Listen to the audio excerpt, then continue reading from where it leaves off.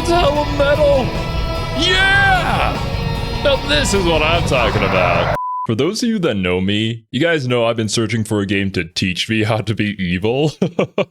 Every single time I've attempted to do so, it hasn't really worked out, even though I really want to be. But within those recommendations that you gave me, Overlord came up, and just from seeing some screenshots and a few seconds of gameplay, this seems incredibly up my alley. You know, you're playing as a bad guy, you're evil, but there's also a sort of charm to it in a way, which to me is the kind of evil that I hope to embody someday. So I decided today is the day where I'm finally going to learn about this game.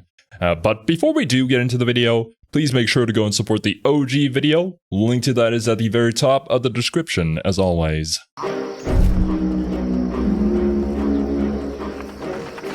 Hey, me and the boys.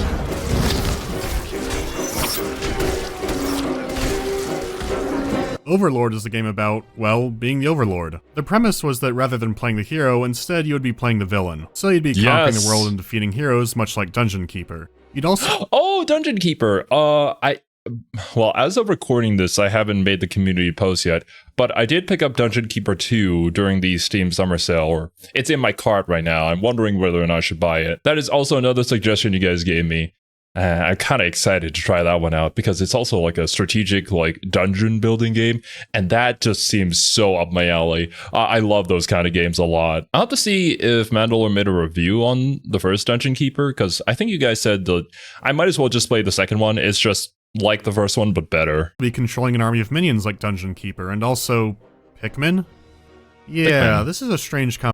I've actually never played Pikmin before, but I do know of the gameplay and the concept, so I can sort of see it. It's like the little radish. Well, I suppose they're called Pikmin, right? And they're just following you around and then helping you do tasks. You're playing as Kmart Sauron and control a bunch of colored gremlins. Kmart Sauron. That seems simple enough, but there was also talk of it having a morality system, kind of like Fable. I thought that was odd, since I thought you were supposed to be playing as evil incarnate. Not exactly. Interesting. So it's really dependent on your choices. So yeah, like that's where I think the charm of the game comes from, yeah? You get to choose what kind of flavor of evil you want to be. Because I think oftentimes when you're just plain old evil for the sake of it, unless if you're like going super over the top with it like Dio would from the JoJo series, then it's not really fun. It's just kind of menacing, and maybe you'll definitely be aura farming, but to me that is not the kind of evil I want. I want something in between that kind of evil and then Dr. Doofenshmirtz, you know? Just somewhere in between there. Overlord had both more and a lot less than I expected. So today I'll be covering both the main game and its expansion. Let's fire up a new game and see what it's all about. Oh, there's a split screen too. This one. What's happening? Are we buried in a tomb? And our minions? Rub some acid in his eyes. Rub some acid in his eyes, bro. Come here.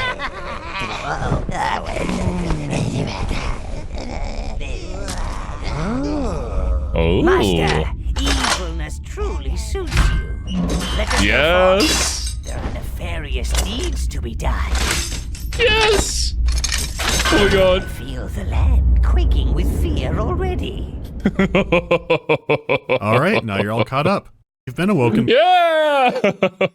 You don't need anything more, okay? As long as the gameplay is solid, I just love this concept. I love it so much. I'm so happy. You guys don't know. I don't know. Is there something wrong with me? Should I not be happy about being evil? Just makes me all giddy inside. By creatures called minions to replace the previous Overlord. The minions are only happy when they have a new evil leader to follow. Yes. I know. So you're off to restore your evil tower and rule once more. And that's it. So let's look at the visuals. As far as technical graphics go, this game has really bad bloom. Sometimes it looks alright, but it usually looks like the surface of Venus. I usually don't mind when games have a bit of bloom since it can look nice, but they way overdid it in Overlord. Save your eyeballs and turn that off. A lot of the lighting and particle effects still look great, which is really impressive considering it's an early 7th gen title. Once I got the bloom off, everything was a lot sharper and clearer than I was expecting. A 7th gen title. When did this game come out, actually? With a quick Google search, it says 2007. Okay, it's not that long ago, but it is still pretty ancient, at least when it comes to video game years, if you can even call it that. But now the question is this on Steam? Oh my god. Overlord 2 is on Steam. It is 80% off. Wait a minute. There's a whole package that's also 80% off? Oh shit. I might have to add this on the list. I will put that in my cart. Thank you very much. All right, let's get back to the video. Side quest done. It does have some quirks, like the draw distance can be very low in some areas. A few are hazy to try and disguise it, but it doesn't work that well. This is the only thing that really stuck out to me as far as showing its age goes. Seeing as how it's nearly 12 now, that's pretty impressive. I wasn't expecting this to hold up as well as it does. Yeah, okay. The thing is, it's an old game. As long as the gameplay is fun, like who really cares about the pop-in visuals? You can't really apply our modern gaming senses to games back in the day. This aspect probably wouldn't bother me at all. The bloom likely would, but yeah, just turn it off. Regardless, the art direction of the world is very lush and detailed. From dark woods to castles to graveyards to mines, it's all filled out very nicely. Even So simple charming. pathways usually had enough adornments to keep them interesting. Unfortunately, while you can do that a bit in the desert, it's still going to be a desert. I don't know, I'm not feeling very captivated by this. The Yeah. setting is a parody of fantasy, so don't I think desert landscapes are kind of difficult to make them look interesting. There are certainly games out there and media that have achieved that, but if you gave me the task of creating a 3D map in a desert and make it look interesting, I wouldn't be able to tell you how I would even start. expect very inspired enemies. In fact, from a visual standpoint, there's very little original about Overlord, which I get is the point. What does stick out is your horde of minions. Rather Is it than like a being simple parody? recolors, they look like distinct subspecies. For example, brown minions are your regular goblin gremlin things, so they're just long-eared little goblins. Then you have your blue minions who are aquatic, so blues are covered in scales and have webbed hands and feet. Instead of just being a blue Oh. goblin, they look more appropriate for their environment. The minions are all like this, and they have a lot of character. It never got old for me watching them smash everything up and have little celebrations when they find stuff, sending them out to dog- Oh, you know, they're super ugly, but they're also so cute at the same time. Such a weird balance between the two, but I definitely feel like these minions hit that balance perfectly. At least to me, it's very subjective, I would presume. pile some Mensa troll who thought he could just walk around in the elven forest. They're so well animated and have so much energy. You really get the sense of having a ball of chaos follow you wherever you go. You just point and they go crazy. Most of the sound in Overlord is serviceable. There are no low quality or poor sound effects, but nothing really stand out either. I mean, I like the little minion sounds.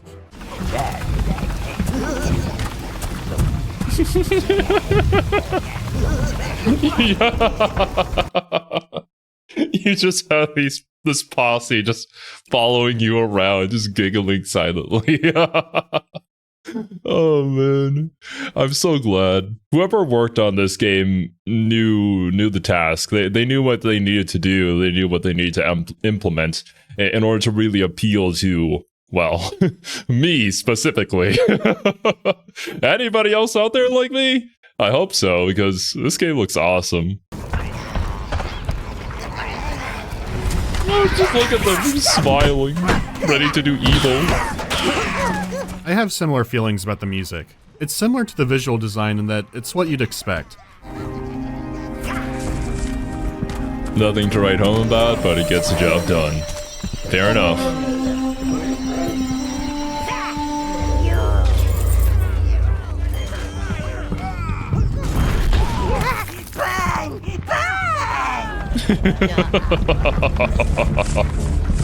Yes. Most of it is very generic. The important thing is that it's not grating, and I don't think they're all like this, as the game does have a few standout tracks. The main theme is great.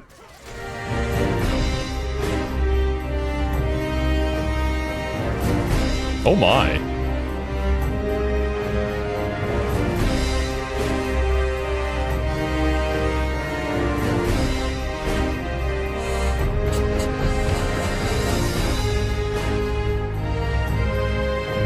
I mean, it's your main theme, right? You got to put a little more effort into it. If there is going to be a budget cut, then at least make the others passable, but you got to invest in the main theme.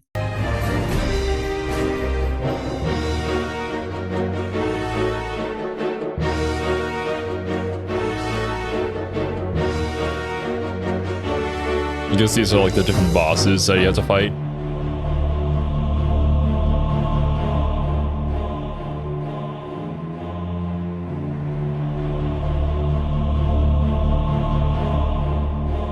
Ooh. The composers are definitely capable of making very standout music, so I can only speculate that they were told to tone it down for the other areas. In comparison, the voice acting is a complete coin flip. You have characters like Gnarl the Head Minion, whose delivery completely knocks it out of the park. Amid leafy canopies and sun-dappled pools. Now it is dank, dark, corrupted. Ooh, I like what they've done with the place. Oh, I'm dancing! I'm actually dancing! What is happening? Then you have Jewel. Statue's gone! I told you lot to hurry up! Fools! We're meant to be the thieves. And look, those rock huggers have got here first! Well, we've seen plenty of Mandalore reviews with some older titles, even some newer ones, that just have this blatant, like, reading lines voice acting without really any emotion behind it. That's just how things go sometimes, you know? Not every game out there is gonna have stellar voice acting. At the very least, I feel like the important member of the party here is, well, voice acted, so that's really all that matters. Unless if this character shows up a lot in the story, which I don't think they do, presumably, then I can at least forgive that, you know? It's whatever, it's not gonna ruin my enjoyment of the game. Let's get out of here. You, call the Overseer. You! I know you! You took her away from me! What in the world? You make Khan angry! You Okay, I scratched that. That might actually increase my enjoyment of the game. We're currently playing through Tales of Berseria here on the channel, and while there is some phenomenal voice acting within the party members and whatnot, there are some moments with NPCs where it's just delivered just so incredibly bland, and I love those moments because I get to have a good laugh about them with you guys. The tone of the game itself isn't really going for serious, so that's probably why I'm more forgiving of some of the lower quality voice acting here. It's about what you'd expect from a game like this from this era that is going for this style, you know? to stay here. Why fight when you can pay others to do it for you? It could be better, but... Everyone has a price. You might be thinking the same thing I was. Is this another joke from the game? Have all the enemies of the Overlord read their lines really awkwardly. It's a funny idea. But I don't think that's the case because they're not all like that. Didn't we leave you for dead in that god-forsaken tower? You certainly should not be turning up at my party uninvited and flouting the dress code. My party? Let me go. Do you know who I am? Do you know who I work for? I was actually so curious about this that I looked it up. A lot of the voice casts in Overlord only appeared in Overlord, and maybe one or a few other things. So you have a range of both professional voice actors and some people whose literally first major project is this game. So yeah, that definitely explains it. Let's talk about the gameplay. To control the land, you must master your slaves. You start out small, only being able to control 5 browns. By the end, you can be controlling 50, along with the fact you have 4 types of minions now. As I mentioned before, the browns are your big biting fist. You point and they try to make the bad thing go away. Minions sometimes find stuff when you point. It could be health and mana potions to recharge you.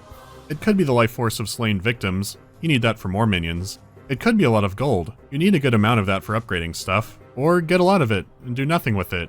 Now you're learning. Sometimes minions find stuff for themselves. It could be armor, weapons, just trash. No matter what, it makes them better fighters and can also give them a sense of style. AK-47s. They even have hats. All of your minions, regardless of color or character, can do all these things. Browns can just equip more stuff and last longer in a fight.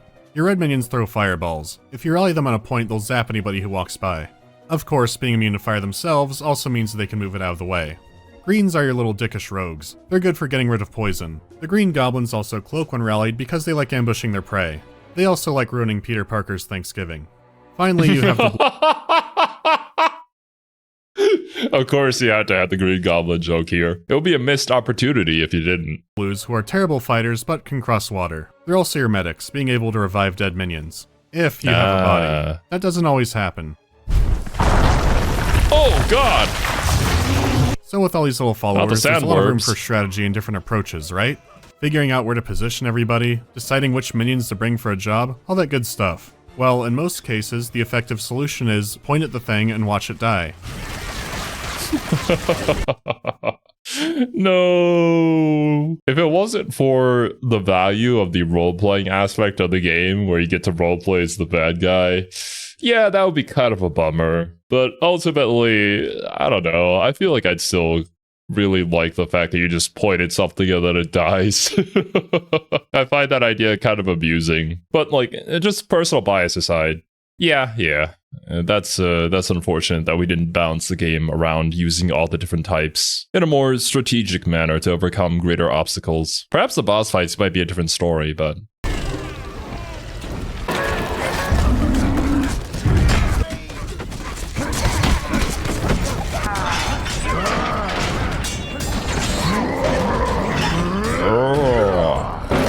Dead. There are probably a few reasons for this. First, the controls. I've played this game both with a controller and with a keyboard and mouse.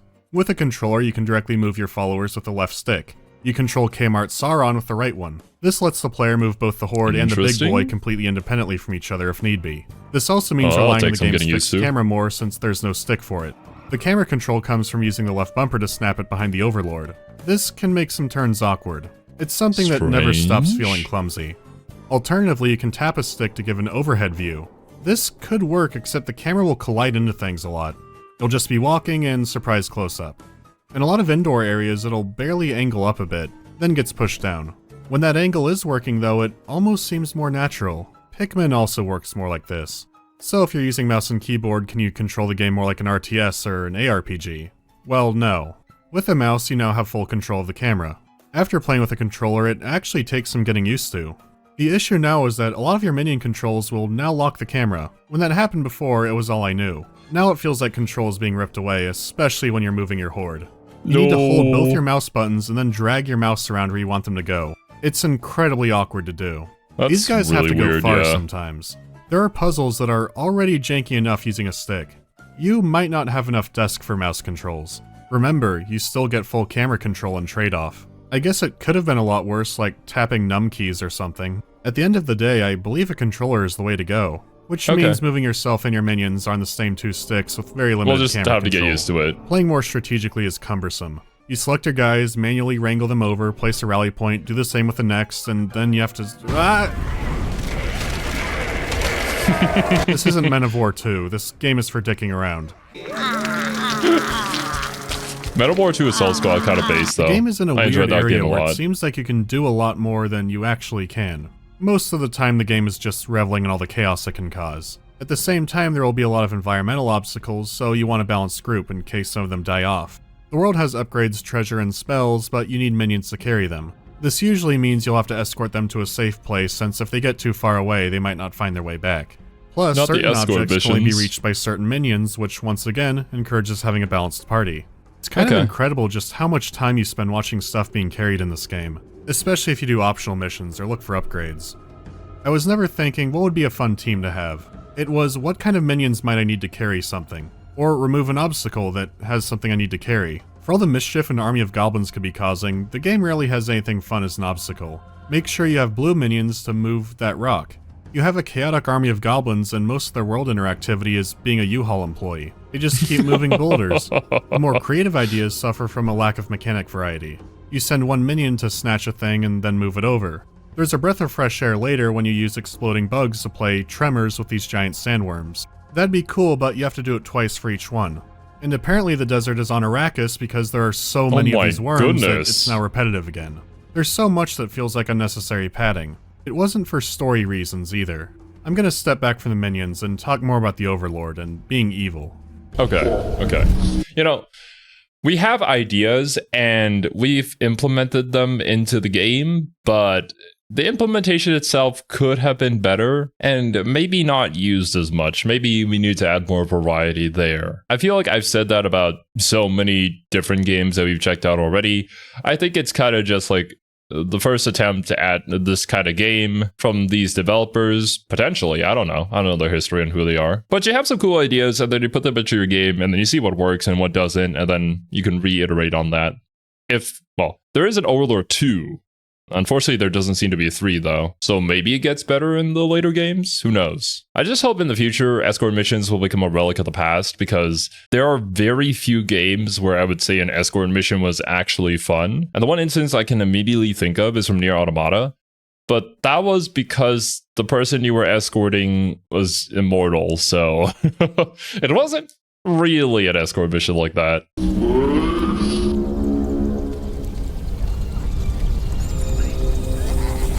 The Overlord's combat is very simple. His melee attacks are a single button, pull off 3 in a row, and the last one is a power strike.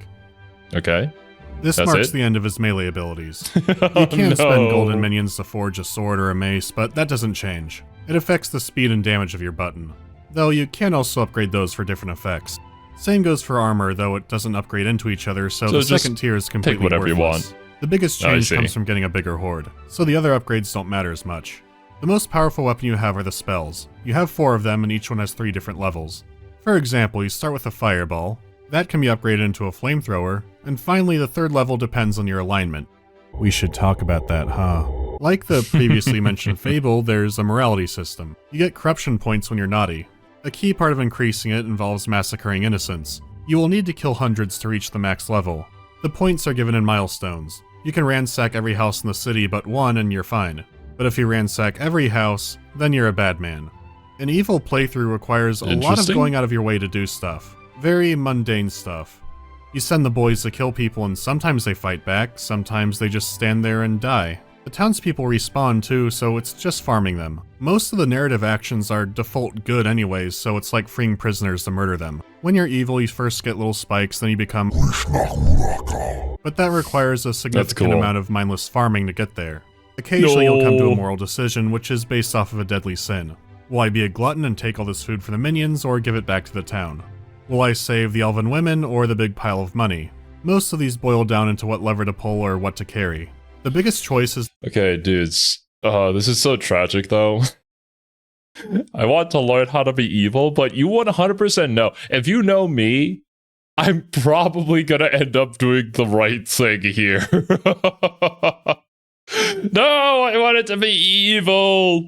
Oh, man. Gosh darn it. I want to genuinely be able to say, like, without any sort of irony at all, that it feels so good to be bad. But it kind of doesn't. Like, what do I have to do to reach that point, man? deciding who will stay in your tower. It's either the Lady Rose or my. her sister, NVIDIA Physics demo. They will give an Whoa. exclusive upgrade to 2 of your minion types. They also determine how you can customize your tower. Customize is a strong word since you have one choice per room and the only thing you can really choose is a banner. This is all cosmetic, there's no gameplay altering element to it. I guess that's not entirely true since if you buy enough stuff you unlock the sex scene. Excuse me? Son, I think the time has come to tell you about the finer points of running an evil domain. Stop pushing! Now you take the, Nice! and you squeeze. Nice! Total What the- annihilation. Get something sharp, right in the pincer maneuver. Oh my I do wish there was an God! option to take no mistress and just sit in the tower, getting really frustrated. There would be no decorations and no scene, but you get a melee damage bonus or something. The 3rd level spells Why would you? There's no benefit to that. Man, games back in the day were wild, bro. So anyways, time to buy this game.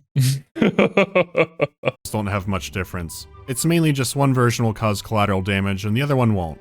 I wouldn't call this game highly replayable, but it does add flavor to whatever playstyle you do go with.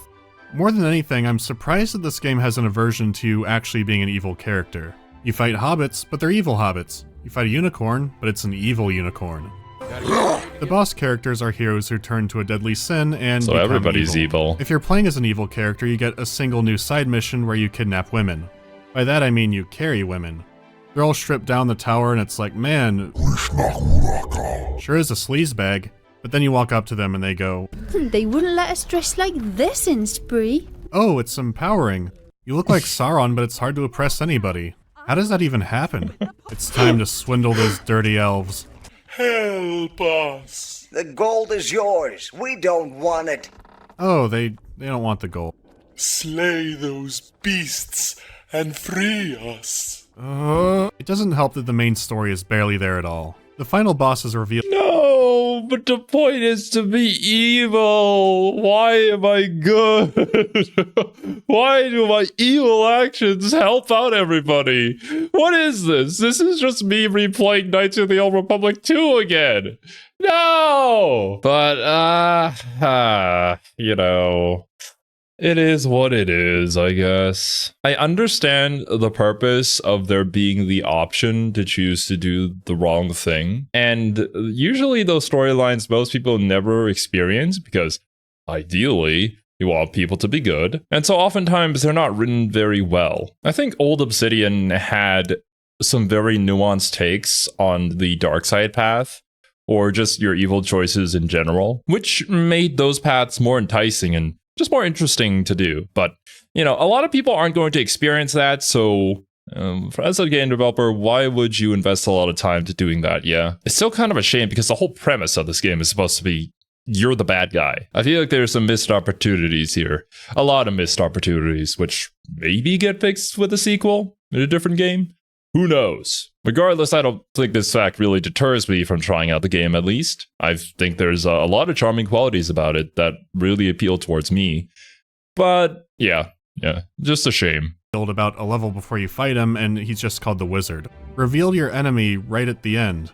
Except there is one scene where you do see the Wizard. There's a cutscene showing an optional dwarf area if you explore around, and there he is. He's just walking across. That's it? Is that the wrong model? Like, was that supposed to be a dwarf model? It's like, there he... What? It's not mentioned at all, he's just there. The ending reveals that the Overlord used to be a hero like the bosses you defeated, but he has been made evil by the Wizard. The heroes had abandoned him, so that would have given him a revenge angle and actually some more motivation for the story. Before you beat a boss, all of your minions cheer and then you just run up and whack him. It makes me think that maybe early in development they wanted to have it so you could forgive the hero or cleanse him of evil in some other way. There's so little to draw from that it's hard to put in a phrase, but I've settled on missing punchline. There are setups for jokes and setups for characters, but there's just no payoff. There's one part where you go into a town of stereotypical British peasantry, and then their mayor walks out and it's a black American guy. He says who he is, gives his whole backstory. It seems like he'll be a character, but this is the last you ever see of him. The villains show up and then they're gone as quickly as they came. The game feels padded out, but at the same time the story feels unfinished. You do get some different endings based on what you do, but at the end the game just felt like an anomaly. The game looks like it should have a lot more character than it actually does. When I first beat this, I wasn't going to recommend it, or at least say that if you do play it, you probably won't want to finish it. Then I went ahead and played the expansion content. And then, right? Makes it so much better? Please?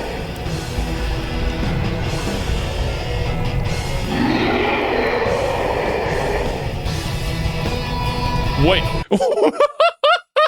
Wait, is that dude playing a guitar? Is that what he's doing? Oh my god, that's hella metal! Yeah! Now this is what I'm talking about. Yeah, this was different. The expansion takes place in Mirror Dimension Hellworlds of the main campaign. The levels are much more fantastical, and there's a lot of room for creativity. Even though all the levels needed to look like hell, they still felt distinct from each other. They ended up being better parodies of the main game's levels. The bosses are back, but rather than fighting them, they're involved with puzzles to complete the level. Oh yeah, the expansion has actual puzzles now. There's variety.